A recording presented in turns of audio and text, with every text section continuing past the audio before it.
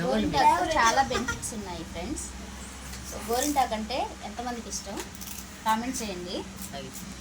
నాకు ఇష్టం, మా ఆయనకి చాలా ఇష్టం.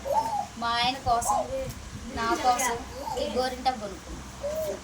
ఇంతకుముందు చేతిలో పెట్టుకునేది, చక్కగా చేతిలో పెట్టుకొని అందరూ అంటుంటే మురిసిపోయేది, మంచిగా పండితే మంచి మొగుడు వస్తాడని. మంచి మొగుడు వచ్చేసాడు.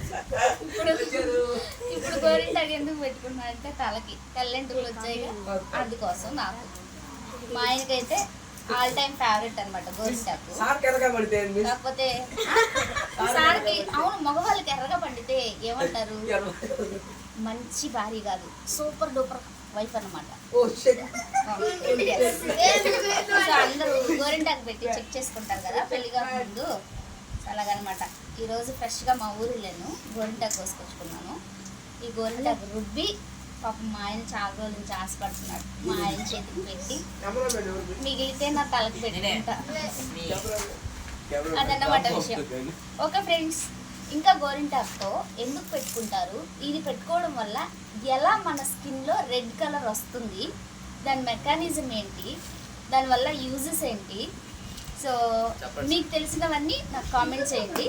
నేను కూడా మరొక వీడియోలో దీని యొక్క ఉపయోగాలు ఏంటి, ఇది ఎలా రెడ్ కలర్గా పండుతుందో నేను మీకు నెక్స్ట్ వీడియోలో చెప్తాను. Okay, thank you, bye.